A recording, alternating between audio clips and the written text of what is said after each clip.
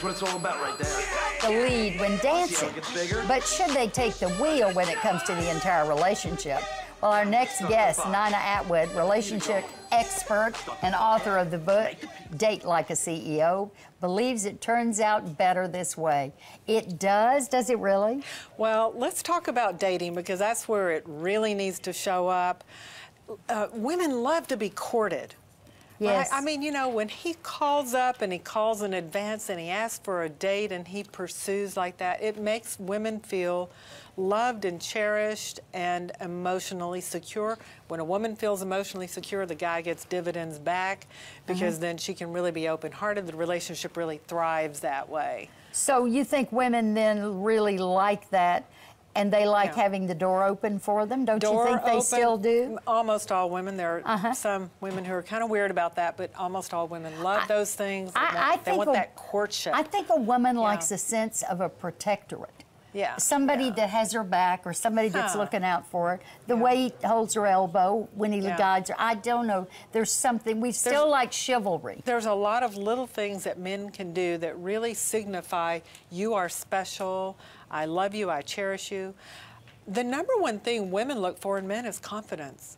I agree. So when a guy really can step up to the plate and take the lead in dating and in the courtship stage of a relationship, he signifies, I'm a confident male, I know myself, I know what I want you, I'm going after you, honey. And that is powerful to a woman. And I'll tell you something else that's powerful. If he won't put up with your stuff, if he has if a man will put his foot down, I like a man that's strong like that. Because you know we get kind of. It needs to happen. It needs to happen, you know, and it needs to happen right up front. The guy needs to say, "Hey, you do this kind of thing. You start nagging me, asking." It's a deal breaker for me. I like that kind of strength.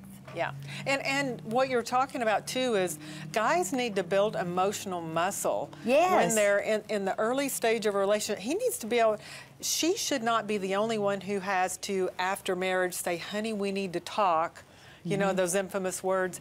Men need to be able to do that too. A guy needs to be able to say, we need to have a little talk here, instead of just sweetie. Leave the room. Instead of when just, she starts it. Instead of walking out the room or emotionally withdrawing, which sometimes is what men do when they feel really wounded. And they turn and walk out the door, and that's when she throws a plate at the door when he shuts it. It is risky to walk out that door, guys. Be careful.